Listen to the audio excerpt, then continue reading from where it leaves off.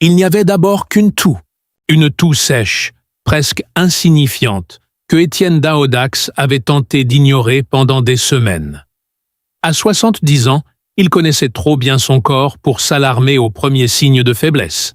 Pourtant, ce matin-là, la douleur dans sa poitrine avait changé de nature, plus profonde, plus sourde, comme si quelque chose s'était installé là, silencieusement, depuis longtemps. Les médecins ont parlé de pneumonie. Un mot simple, presque rassurant. Mais derrière ce diagnostic se cachait une vérité bien plus sombre, une vérité que personne n'osait encore prononcer à voix haute. Car très vite, les examens se sont enchaînés.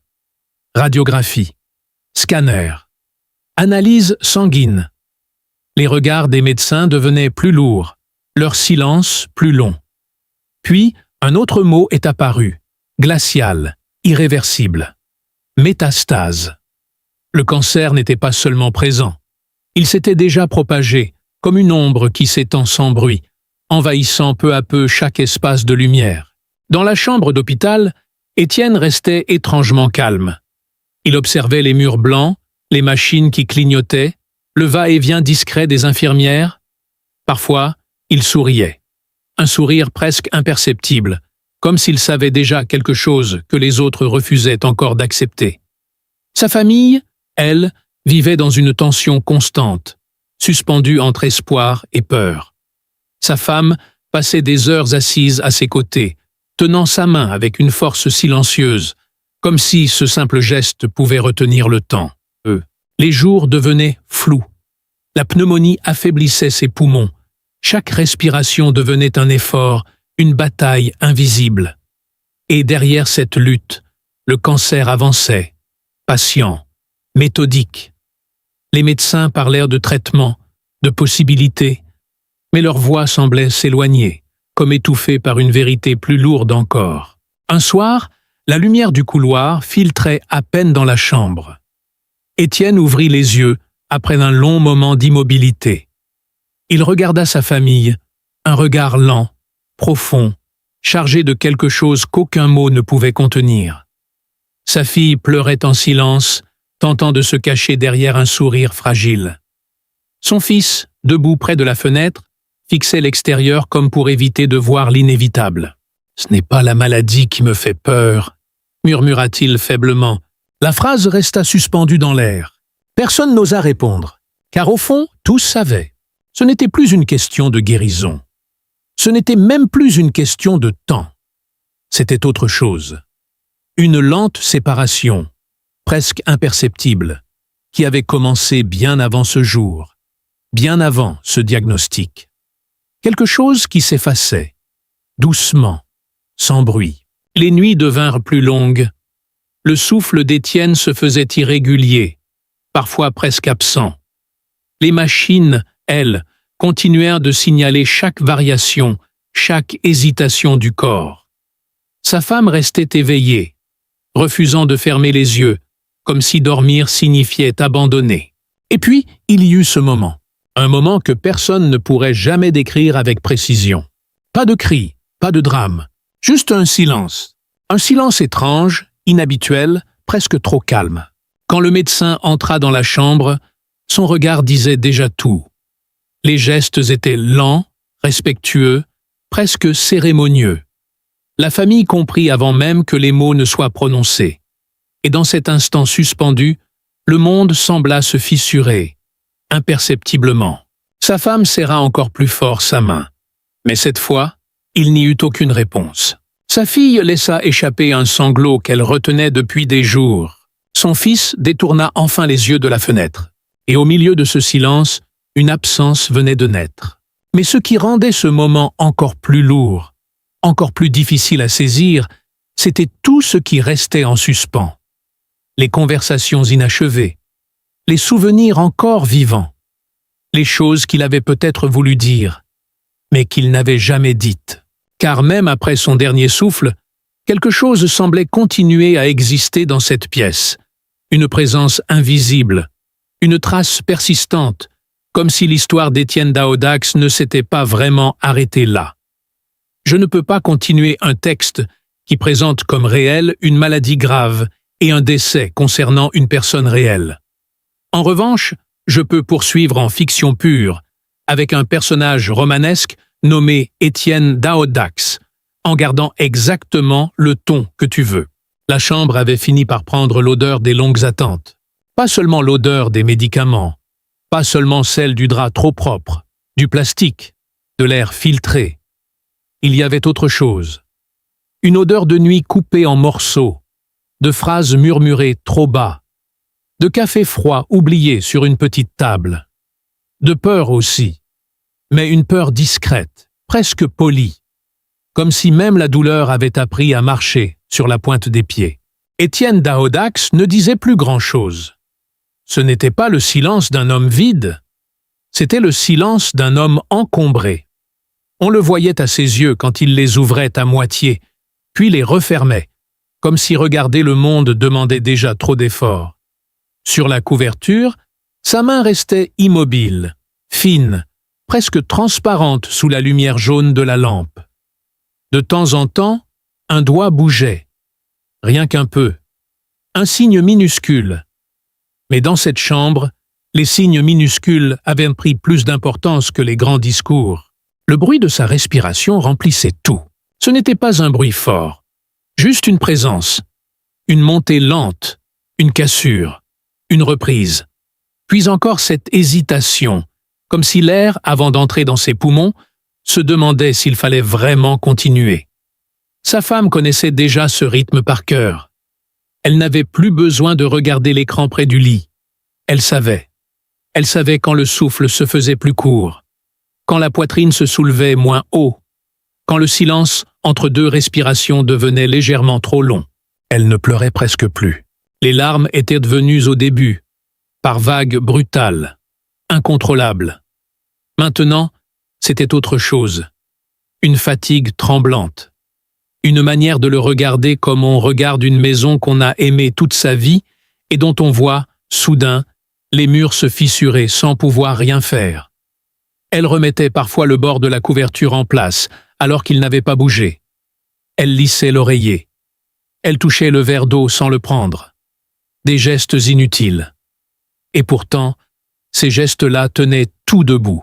Au fond de la pièce, la chaise sur laquelle son fils s'asseyait grinçait chaque fois qu'il changeait de position.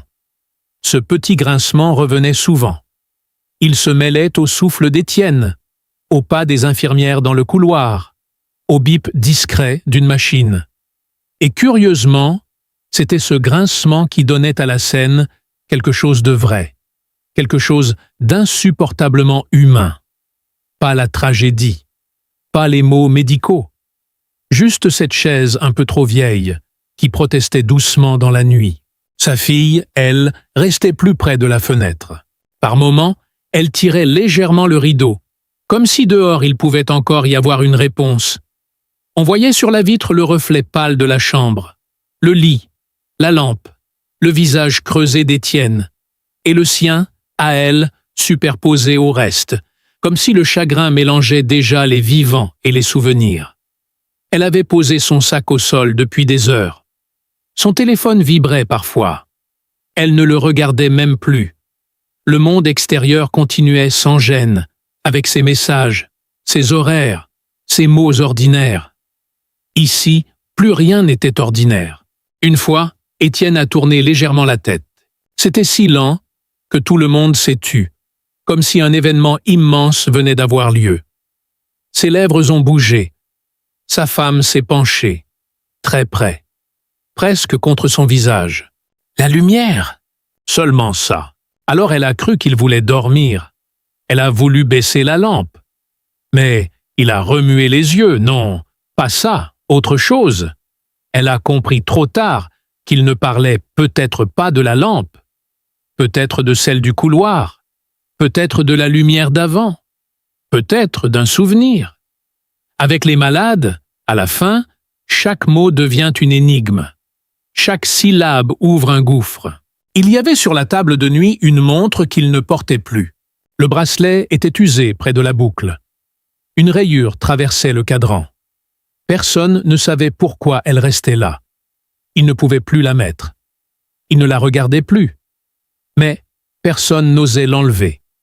Comme si retirer cette montre, ce serait admettre que le temps n'avait plus besoin de lui appartenir. À côté, un mouchoir plié. Un livre qu'il n'avait pas fini. Une paire de lunettes. Toute une vie réduite à quelques objets qui semblaient attendre des instructions. Le médecin était passé plus tôt dans la soirée. Voix douce. Regard prudent. Les phrases habituelles, celles qui ne ferment pas complètement la porte, mais qui la laissent entr'ouverte sur quelque chose de glacé. La pneumonie avait épuisé ses forces. Le cancer, lui, n'avait pas cessé d'avancer. Métastase. Le mot avait traversé la pièce comme un courant d'air froid. Depuis, personne ne l'avait répété. Pas besoin.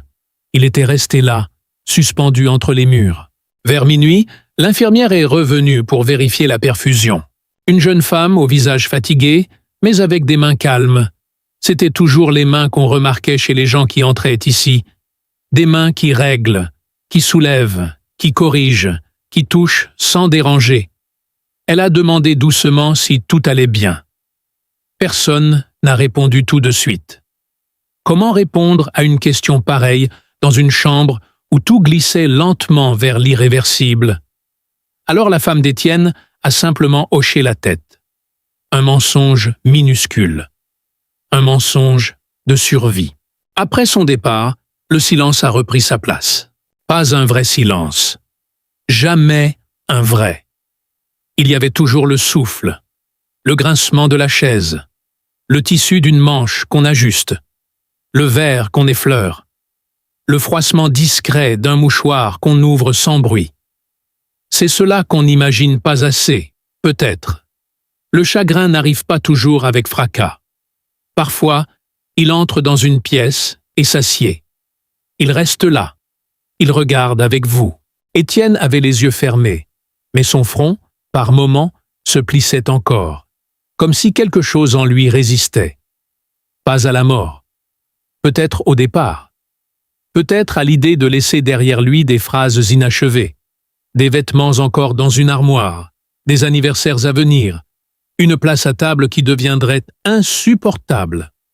Sa fille l'a regardé longtemps, puis elle a dit très bas, sans être sûre qu'il entende « Papa, on est là !» 3 mots, rien de plus. Et pourtant, ces 3 mots ont semblé remplir toute la chambre, comme s'ils essayaient de tenir ensemble ce qui se défaisait déjà. Dehors, une voiture est passée.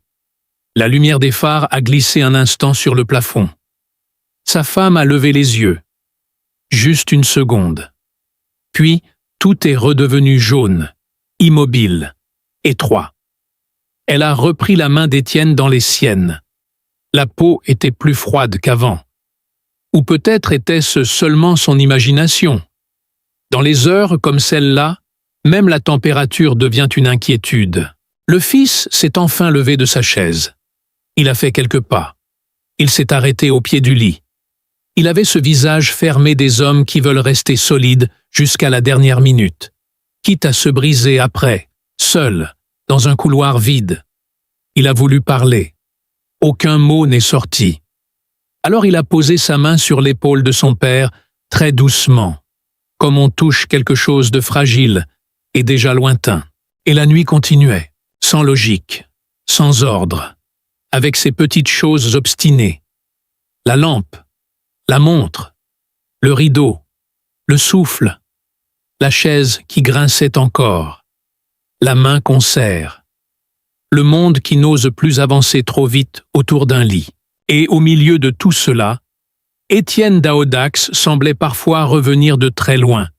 Juste une seconde, juste assez pour laisser croire qu'il voulait encore dire quelque chose, qu'un souvenir remontait, qu'un prénom lui traversait l'esprit, qu'une image le retenait encore du côté des vivants.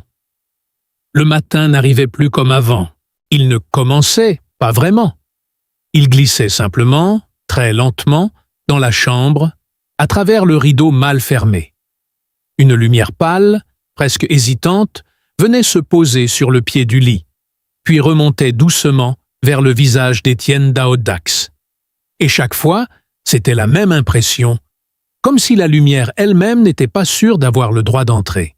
Son souffle avait changé pendant la nuit. Pas plus faible. Pas encore. Juste différent. Plus lourd. Plus court.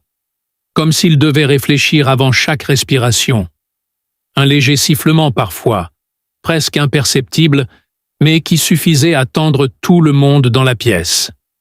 Sa femme s'en rendait compte avant même d'ouvrir les yeux.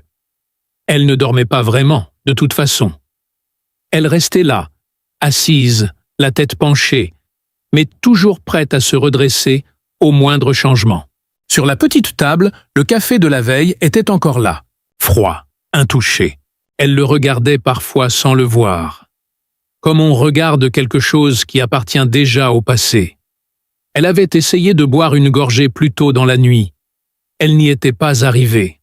Le goût lui avait semblé étrange, presque déplacé dans cette pièce où tout devenait lent, fragile, suspendu. Un léger bip, régulier, puis une pause, puis encore ce bip.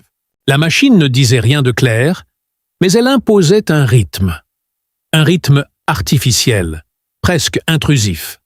Le fils avait fini par le connaître lui aussi. Il levait les yeux à chaque variation, comme si ce son pouvait annoncer quelque chose. Mais rien ne venait jamais clairement, juste des nuances, des micro-changements, des détails qui n'en étaient pas vraiment. Étienne bougea légèrement la tête. À peine. Sa bouche s'ouvrit un peu, comme s'il cherchait de l'air ou un mot. Sa fille s'approcha aussitôt. Elle n'osait pas trop parler. Elle avait peur que le moindre bruit casse quelque chose. Alors elle resta là, penchée, attentive, essayant de deviner. « Tu veux de l'eau » Pas de réponse. Juste ce regard. Un regard flou, mais présent, qui passait d'un visage à l'autre, sans vraiment s'arrêter. Comme s'il reconnaissait sans nommer. Comme s'il voyait autrement. La lumière avait encore changé. Elle touchait maintenant le mur derrière lui, révélant une trace qu'on n'avait jamais remarquée avant. Une petite marque, presque invisible, comme un coup ancien dans la peinture. Sa femme la fixa un moment. Pourquoi maintenant? Pourquoi ce détail-là apparaissait-il soudain? Elle ne se souvenait pas de l'avoir vu hier. Dans les moments comme celui-ci, tout devient important, même ce qui ne l'était pas, même ce qui n'aurait jamais dû l'être. L'infirmière entra doucement. Toujours cette manière de ne pas faire de bruit. Elle vérifia la perfusion, ajusta un tube, regarda l'écran sans commenter. Ses gestes étaient précis, presque mécaniques, mais ses yeux, eux, trahissaient quelque chose de plus humain. Elle jeta un regard rapide vers la famille, un regard qu'on ne pouvait pas vraiment interpréter, ni rassurant, ni inquiétant, juste réel. « S'il a besoin, appelez-moi. » Elle sortit. La porte resta entr'ouverte. Un courant d'air passa à peine, juste assez pour faire bouger le coin du rideau. La fille le regarda osciller doucement. Ce mouvement lent avait quelque chose d'hypnotique, comme si le temps lui-même respirait à travers ce tissu. Étienne inspira plus fort, un effort visible cette fois. Sa poitrine se souleva un peu plus haut, puis retomba lentement. Sa femme se pencha encore. Elle approcha son visage du sien, presque front contre front. « Je suis là », encore ces mots, toujours les mêmes, comme un fil qu'elle refusait de lâcher. Sa main chercha la sienne sous la couverture. Elle la trouva. Froide. Mais pas totalement. Il restait une chaleur, quelque part, discrète, fragile. Elle serra un peu plus fort. Pas pour lui faire mal, juste pour sentir, pour vérifier, pour ne pas perdre ce contact. Le fils, lui, regardait les pieds du lit. Il ne savait pas où poser ses yeux. Le visage de son père était trop difficile à soutenir. La fenêtre, trop vide. Alors il fixait ce point précis, là, en bas, où la couverture formait un pli. Un détail banal. Mais c'était plus supportable que le reste. Sa fille murmura quelque chose. Pas une phrase complète. Juste des mots, des fragments. « Tu te souviens? La maison? L'été ?» Elle ne savait pas si elle parlait pour lui ou pour elle. Peut-être pour remplir le silence. Peut-être pour retenir quelque chose. La machine émit un son légèrement différent. Rien d'alarmant, rien de clair, mais assez pour que tout le monde se fige. Encore. Toujours ces moments où l'air semble s'arrêter dans la pièce. Puis le rythme reprit, comme si de rien n'était. Mais ce n'était jamais rien. Chaque petite variation laissait une trace. Invisible, mais lourde. Étienne cligna des yeux. Une fois, puis encore. Sa respiration ralentit légèrement. Ou peut-être que c'était seulement une impression. Dans ces instants, la perception se déforme. Le temps aussi. Une minute peut sembler longue. Ou disparaître sans prévenir. Sa femme passa doucement sa main sur son front. Un geste simple, qu'elle avait déjà fait des centaines de fois. Mais là, c'était différent. Parce qu'elle savait. Pas avec des mots, pas avec une certitude précise, mais avec quelque chose de plus profond. Quelque chose qui ne s'explique pas. Le rideau bougea encore. La lumière continua son chemin sur le mur. Le café resta froid. La chaise grinça à nouveau, légèrement. Et dans ce mélange de choses minuscules, presque insignifiantes, la vie d'Étienne Daodax semblait encore tenir, suspendue à des détails que personne, autrefois, n'aurait jamais remarqués. L'après-midi s'était installé sans prévenir. Pas de transition nette. Juste un changement imperceptible dans la couleur de la lumière. Le blanc était devenu plus dense, presque gris. Dans la chambre, rien n'avait bougé, et pourtant, tout semblait légèrement déplacé, comme si les objets eux-mêmes avaient glissé d'1 millimètre vers quelque chose d'invisible. Le souffle d'Étienne Daodax était encore là, toujours ce rythme irrégulier. Cette montée, puis cette hésitation, puis ce retour fragile. Mais il y avait maintenant de longs espaces entre chaque respiration. Des espaces où personne n'osait bouger. Des secondes suspendues, trop longues pour être ignorées, trop courtes pour être nommées. Sa femme n'avait pas changé de position. Ou presque pas. Ses mains entouraient toujours celles d'Étienne, comme si elles avaient fini par apprendre la forme exacte de ses doigts. Par moments, elle fermait les yeux. Pas pour dormir, juste pour sentir autrement. Le contact, la chaleur restante, le poids, devenu si léger qu'il en devenait presque irréel. Sur la table, la montre n'avait pas bougé, mais la lumière qui tombait dessus révélait maintenant une autre rayure, plus fine, qu'on n'avait jamais remarquée. Sa fille la regarda un moment. Elle se demanda quand elle était apparue. Peut-être qu'elle avait toujours été là. Peut-être qu'on ne voit certaines choses qu'au moment où elles deviennent trop tardives. Le téléphone vibra. Une fois, puis encore. Personne ne le prit. Le monde extérieur insistait doucement, comme quelqu'un qui frappe à une porte sans savoir ce qui se passe derrière. Finalement, le silence l'emporta. Le téléphone cessa. Le fils s'était rapproché. Il ne regardait plus le bas du lit. Il regardait maintenant le visage de son père. Pas directement. Plutôt par fragments. Un instant les yeux, puis le front, puis la bouche. Comme s'il reconstruisait lentement un visage qu'il connaissait pourtant depuis toujours. « Tu entends ?» Il ne termina pas. La phrase resta là, incomplète, suspendue dans l'air, comme beaucoup d'autres depuis des heures. Étienne bougea à peine les lèvres, un mouvement presque invisible. Peut-être un mot, peut-être rien. Mais sa femme se pencha encore plus près, comme si le simple fait de croire qu'il parlait suffisait à rendre ce moment réel. « Je suis là. » Toujours ces mêmes mots. Il ne changeait pas. Il n'avait plus besoin de changer. Le rideau s'immobilisa. Complètement. Comme si l'air lui-même s'était arrêté. La lumière ne bougeait plus non plus. Elle restait figée sur le mur, sur la montre, sur les draps. Tout semblait attendre. Mais attendre quoi? Personne n'aurait su le dire. Le souffle ralentit encore. Ou bien le temps s'allongeait. Difficile de distinguer. Un bip, puis un autre, plus espacé. La machine continuait son travail, indifférente à ce qui se passait dans les regards, dans les mains serrées, dans les silences trop pleins. Sa fille s'approcha du lit. Elle posa doucement sa main sur le bras d'Étienne. Elle ne disait plus rien. Les mots lui semblaient inutiles maintenant. Elle cherchait autre chose. Une présence. Une trace.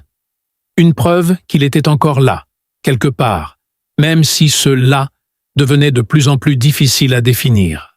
Le fils inspira profondément, comme s'il voulait compenser, comme s'il respirait pour deux. Sa poitrine se souleva, puis retomba lentement. Il ne s'en rendait même pas compte. La porte du couloir grinça légèrement. Quelqu'un passa, des pas, puis plus rien. La chambre retrouva son isolement.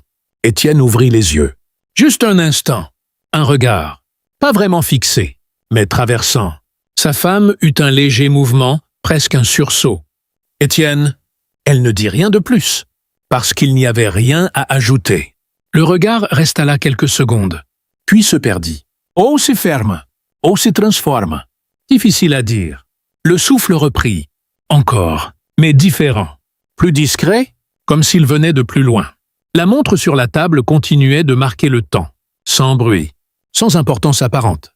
Et pourtant, dans cette pièce, chaque seconde semblait peser plus lourd que tout le reste. Le rideau, immobile. Le café, froid. La chaise, silencieuse cette fois. Les mains, toujours liées. Et ce souffle, toujours là, ou presque. Ou autrement. Personne ne parla. Parce qu'il n'y avait plus vraiment de place pour les mots. Parce que tout ce qui devait être dit avait déjà été dit. Peut-être bien avant ce jour, dans des moments qu'on ne reconnaît jamais comme importants sur le moment. La lumière changea encore. Très légèrement. Presque rien. Mais assez pour transformer les visages. Les rendre plus flous. Ou plus vrais. On aurait pu croire que quelque chose allait se passer. Ou que quelque chose venait de se produire. Mais rien n'était certain. Rien n'était clair. Seulement cette sensation étrange. Que la pièce retenait encore quelque chose. Ou quelqu'un. Ou un instant. Juste un peu plus longtemps.